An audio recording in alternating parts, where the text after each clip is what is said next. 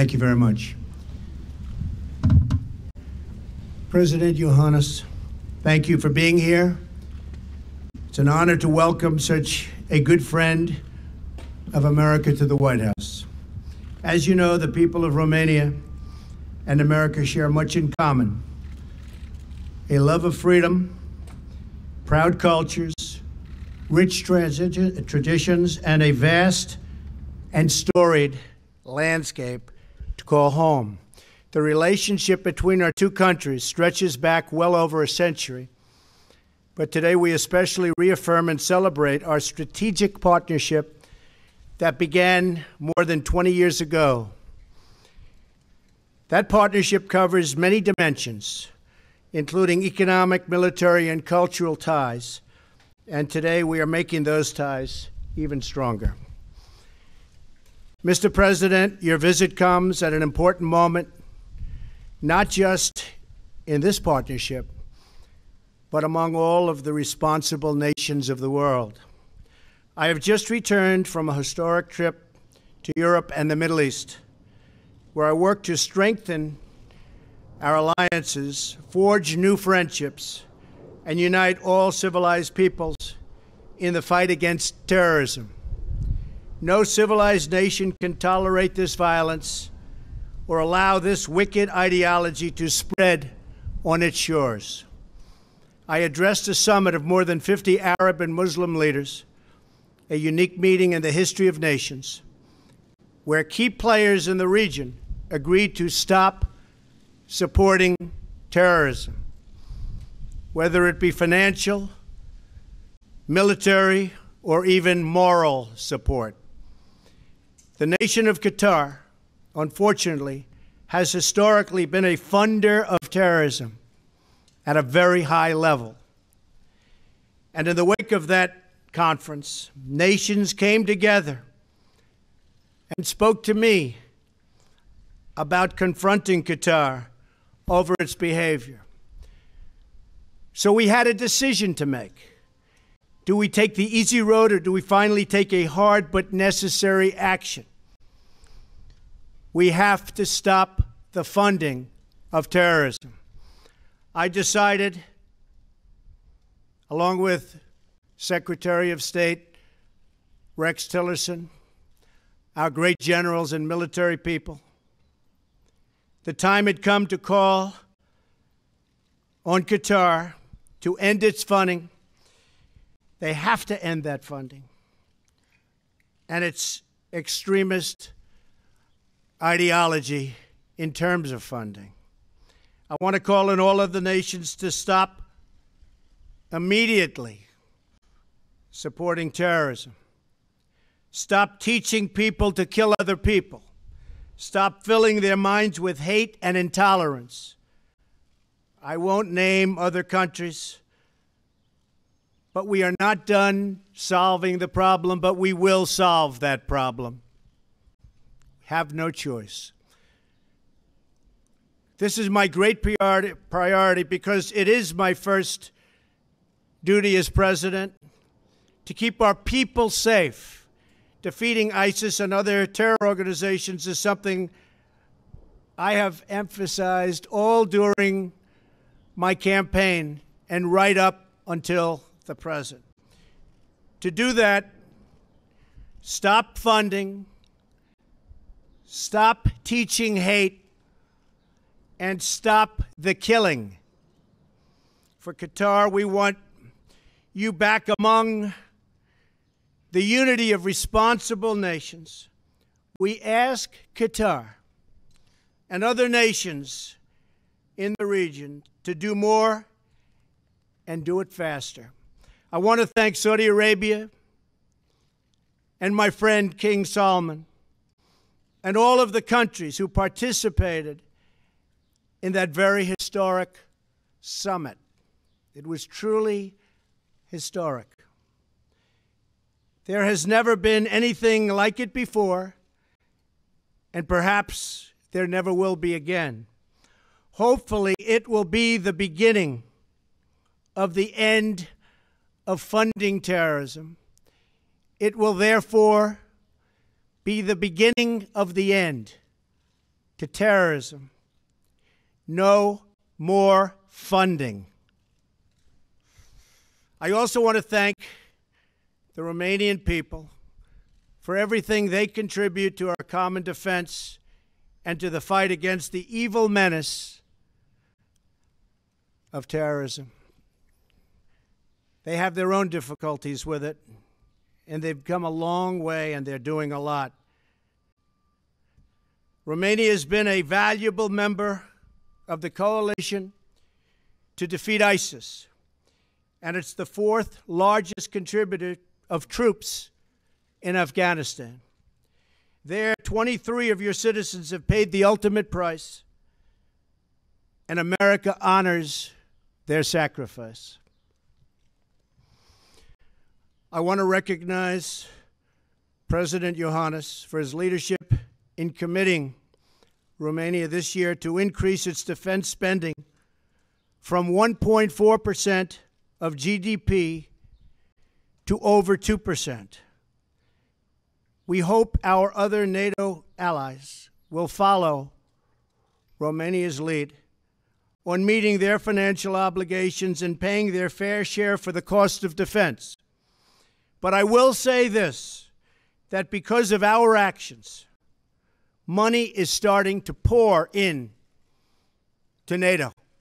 The money is starting to pour in. Other countries are starting to realize that it's time to pay up, and they're doing that. Very proud of that fact.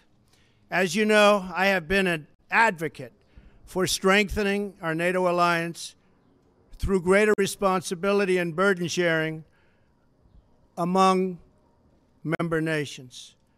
And that is what is happening. Because together we can confront the common security challenges facing the world. Mr. President, I want to applaud your courage and your courageous efforts in Romania to fight corruption and defend the rule of law. This work is necessary to create an environment where trade and commerce can flourish and where citizens can prosper. I look forward to working with you to deepen the ties of both commerce and culture between our two countries. Romanians have made contributions to the United States and to the world. Very notable among them was Nobel Prize laureate Elie Wiesel, who was born in Romania and sadly passed away almost 1 year ago. And I understand that earlier this week, the American Jewish Committee presented President Iohannis with its very prestigious Light Unto the Nations Award for his work to further Holocaust remembrance and education in Romania. I join the AJC in saluting your leadership in this vital cause. The people of Romania have endured many, many hardships, but they have made a truly remarkable historical journey. The future of Romania and Romania's relationship with the United States is very, very bright. President Iohannis, I thank you for your leadership, and I thank you again for being here today. I look forward to strengthening our alliance with your country and our bonds with your people. The relationship has been good, but now it's stronger than ever. Thank you very much. Mr. President, thank you so much. President Trump, thank you so much for the words you found for Romania, for the Romanian people, and for me. Thank you very much for the invitation to be here today with you, and thank you so much for arranging this nice weather in this place. Mr. President, I'm very glad that we had such a good meeting, and this is due to your strong leadership, and this is also due to our strong partnership.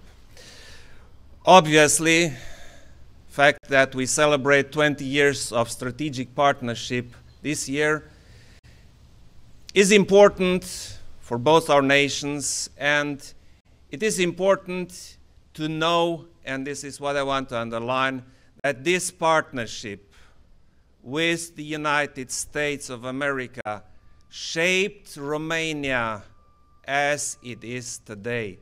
Romania, a solid democracy with a solid, sustainable economic growth.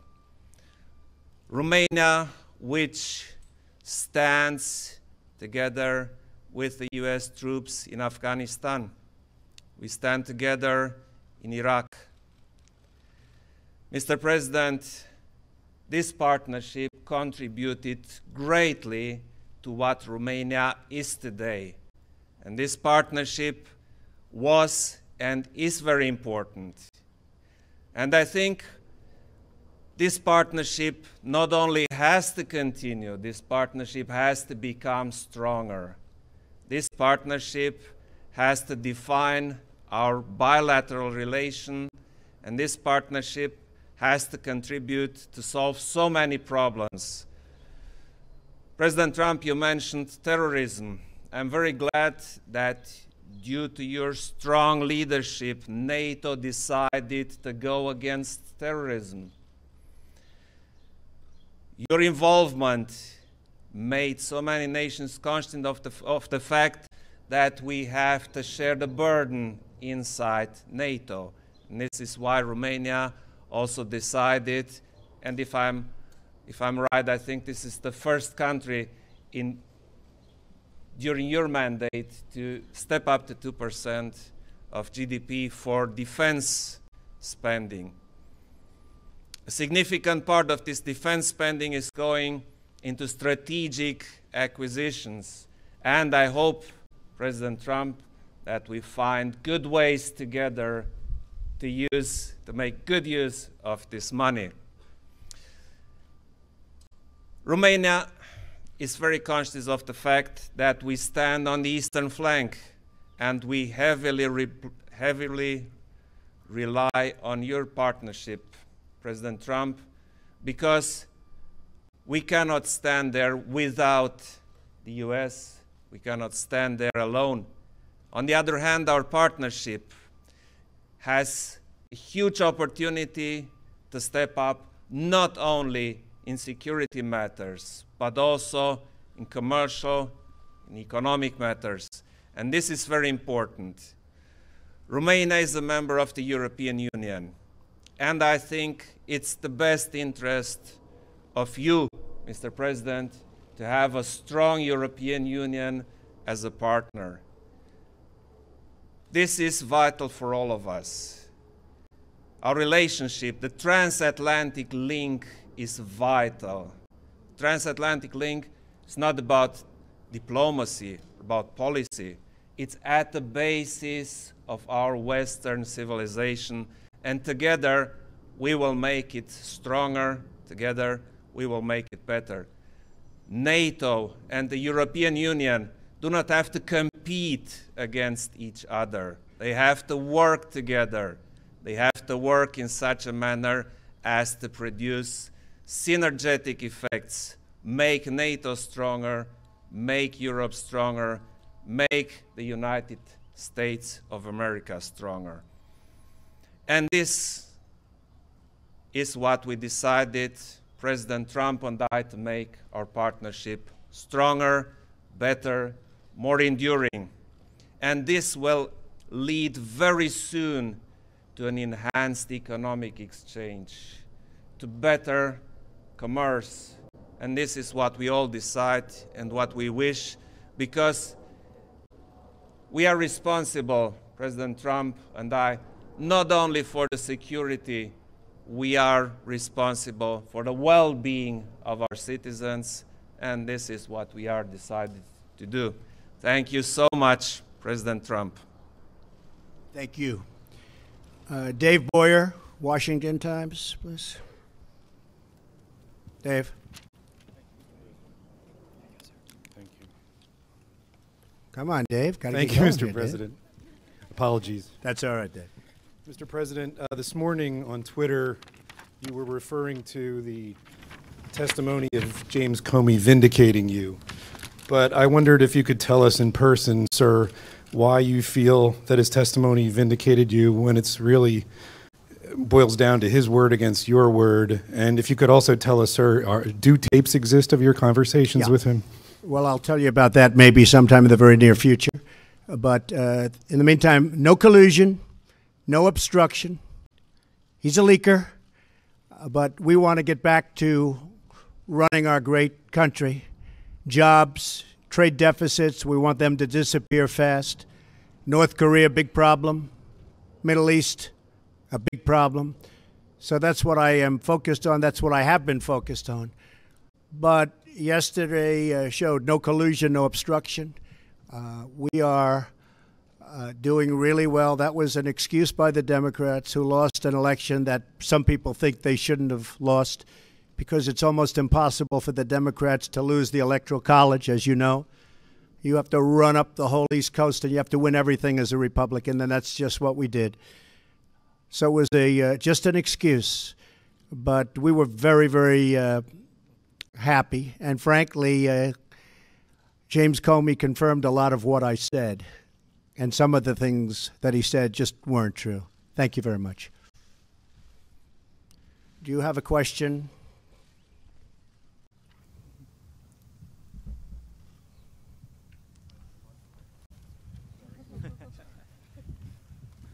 Thank you.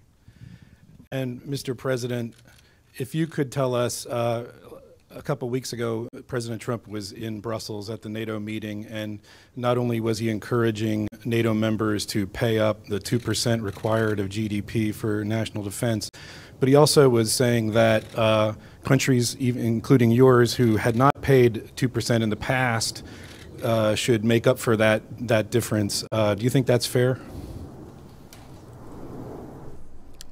I was in Brussels, and I met President Trump, and I listened to his speech, and I liked it. Because, you see, NATO is based on values, but it is ultimately a military alliance. And, you know, military spendings are complicated, and you need a lot of money, because NATO is the strongest alliance the earth ever saw, and we want to keep it that way. So we have to spend money for defense purposes. And spending money means if you're in alliance, everybody has to spend money. This is called burden sharing. And I fully agree, Mr. President, to that. So of course, some people liked this better and some didn't like it so much, but it's a simple fact that we have to do this, not as a purpose in itself. We have to do this to stay strong, to be strong, and to defend our nations. 100% correct. And, you know, one of the things I was referring to during that speech was the fact that, yes, they haven't paid what they should be paying now, but for many years they haven't been paying. So I said, do we ever go back and say, how about paying the money from many, many years past? Now, I know no president has ever asked that question, but I do. We're going to make NATO very strong. You need the money to make it strong. You can't just do what we've been doing in the past. So I did say, yes, you haven't paid this year, but what about the past years, the many past years where you haven't paid? Perhaps you should pay some or all of that money back. You have a question?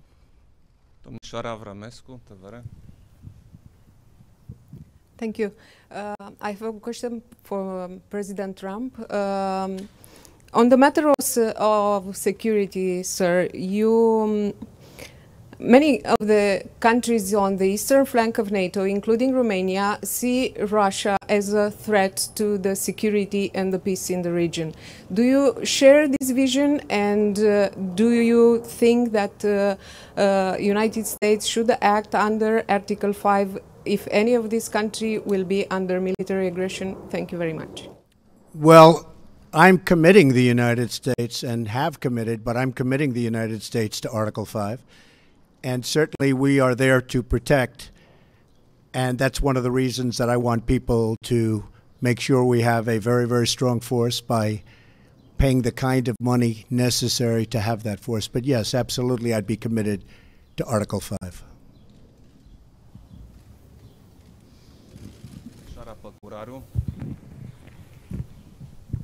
Thank you. Mr. President, were there any discussion about the visa waiver program for Romania? Is there a time frame for including our country in this program? Thank you. We didn't discuss it. We didn't discuss it, but there would be certainly, it would be something we will discuss, Mr. President. I mentioned this issue, and I also mentioned it during other meetings I had, because this is important for us, it's important for Romanians who want to come to the United States. And you see, more and more people come, President Trump, from Romania to the United States. Some come as tourists, some come for business, and those who come for business should be encouraged. So the matter of visa waiver would be probably important to discuss, and we all hope that we will advance on this. Good.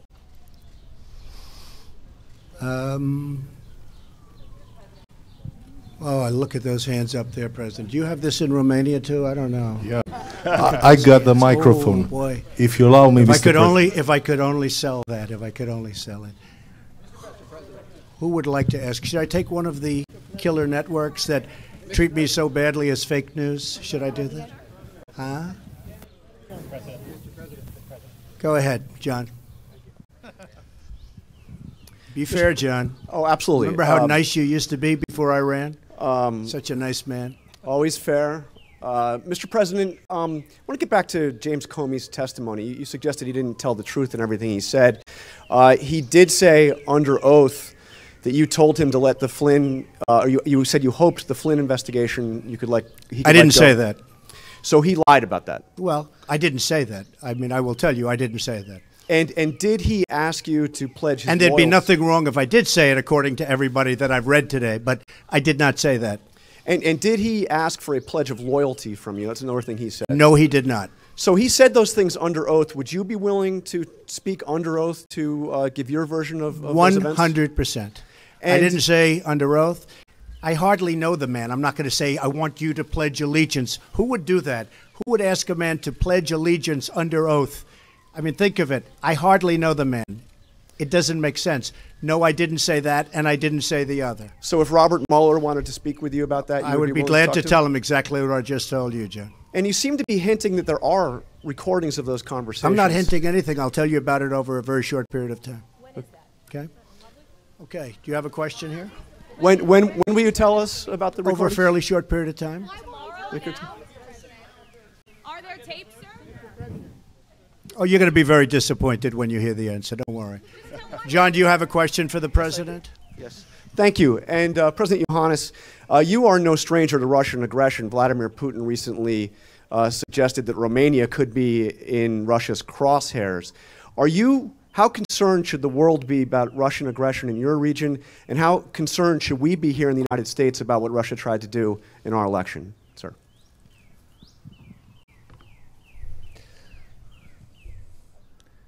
Everybody's concerned, but you see, being concerned should lead you to being prepared.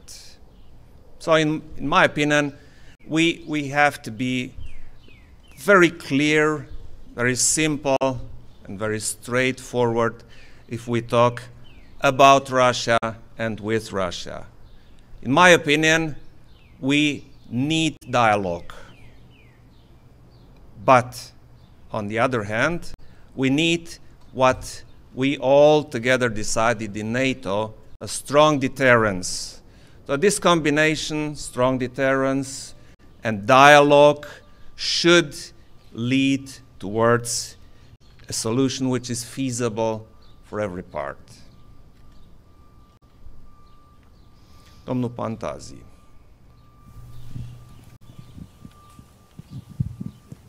Hello, Mr. President Trump. You mentioned you mentioned earlier the anti-corruption fight in Romania.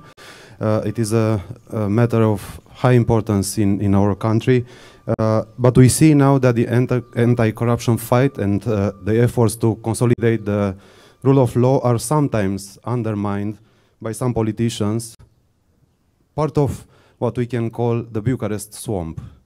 Is your administration going to support the anti-corruption fight in Romania, and how can you do it? Thank you. Well, we support very strongly Romania, and therefore, obviously, we do support that fight on anti-corruption. We will always support that, and we support your president. We think he's done an outstanding job, very popular, very solid, working very hard. We know everything that's going on, and yeah, and he's going to win that fight. He's going to win that battle, but he has our support. Thank you so much. Do you see the corruption in Romania as a problem for the US-Romania partnership and for the American investor as a threat, because we still have corruption in Romania despite this anti-corruption fight? Well, you do, but I can tell you that there are many American investors right now going to Romania and investing. In fact, I was given a chart just before our meeting, and we have people going over to Romania and investing, and they weren't doing that a number of years ago. So that shows very, very big progress, and there really are a lot of congratulations in store. But a lot of people are investing from our country to yours, and people love from Romania the United States, and they come here a lot, and we're very proud of them. Thank you all very much. Thank you. Thank you very much. Mr. President, this was absolutely excellent.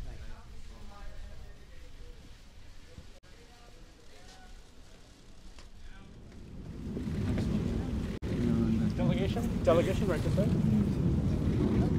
You got a minute? Or I can ride with you.